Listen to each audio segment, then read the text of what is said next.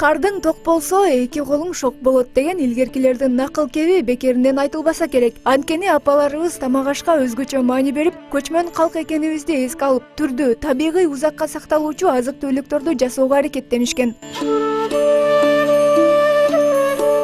Мына ошолордун бири гүл азык. Ал негизинен уйдун, койдун, кийиктин этинен жасалган. Эт туурасынан жука кесилип, кургатылып, сокуга майда талкаланып, жаргылчакта тартылган. Андан соң майга куурулуп, карынга салып сакташкан. Аны узак сапарга, аң уулоого, жүрүшкө, казатка чыгаарда даярдашкан. Бирок акыркы бир канча жылдар аралыгында заман, техниканын өнүгүшү менен жеңил тамактарга басым жасалып, бул улуттук даамыбыз эл арасында жасалбай калды.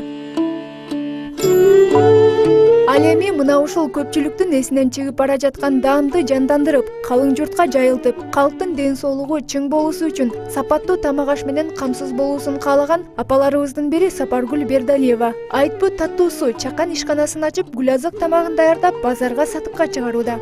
Негизги максатым мен биздин келечек муундары биздин балдарыбызга таза тамакты берүүнү максат кылдым. Бул таза тамак жегенде, таза тамак ар бир адамдын жан дүйнөсүнө кирсе, ошол таза тамак жеген мамлекет, ошо дени сак мамлекет болот да. Ушу балдар бул бир эле балдарга эмес, балдарыбыз, кыздарыбыз, аталарыбыз, энелерибиз бардыгыбыздын ден соолугубузга керектүү. Ошон үчүн мен ден соолукка басым жасап чыгардым. Каарманыбыз бул жумушту баштаганына 5 жыл болгон. Бирок кошумча каражат колдо жок болгондугуна байланыштуу иштеп чыгаруу жетиштүү болгон эмес. Кийинчерээк чакан ишкана түзүп, ага апасынын атын ыйгарып, гүл азык айтпу таттуусу деп официалдуу түрдө 2-март күнү ачылыш аземин өткөргөн. Бул жерде азыктын 2 түрү өндүрүлөт. Бири жүгөрү талканына кургатылган мөмө жемиштер, жаңгак, жер жаңгак майдаланып, бал, сары май кошулуп жасалса, экинчиси өндүрүлгөн буудай угуту тартылып, кургатылып даярдалат. Сатыкка чыккан гүл азык айтпу таттуусу көпчүлүккө жагып, учурда дүкөндөрдөн таппай калганда ишканага чейин издеп келүүдө.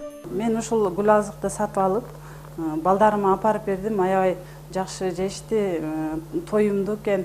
Башка энелерге дагы ушул гүл азыкты сатып алып, балдарына берсин сунуш кылат элем. Гүл азык курамындагы заттар калий, кальций, магний, темир, жез, натрий, фосфор, йод, марганец жана башка пайдалуу витаминдерге бай келгендиктен богок, импотенция, бөйрөк жана өттөгү таш, бел омуртка ооруларынан арылууга жардам берет. Ошондой эле аталган азык зат санитардык көзөмөлдөн өтүп, сапаты жогору деп табылган. Мисалы, чипсы, крешкилерди башка мамлекеттикин жеп атабыз го. Кереги жок болсо деле. Алар биздин кыргызстандыкын жегенде аларга дагы биздин пайдабыз тийсе, алар да биздин жеген гүл азык менен өздөрү мындай соопчулугубузду алып, рахаттанып жешсе, жакшы пайдалуу экен, Кыргызстандан чыгат экен, кыргыздардын тамагы деген бир дүйнөлүк немеге чыгаруу максатым.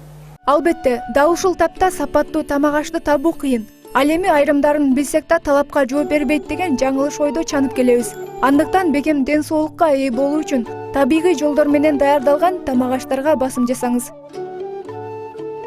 Нурсулуу Айтбай кызы, Дастан Токтоназар уулу, Илимбек Эмилбек уулу, Таң нуру программасы.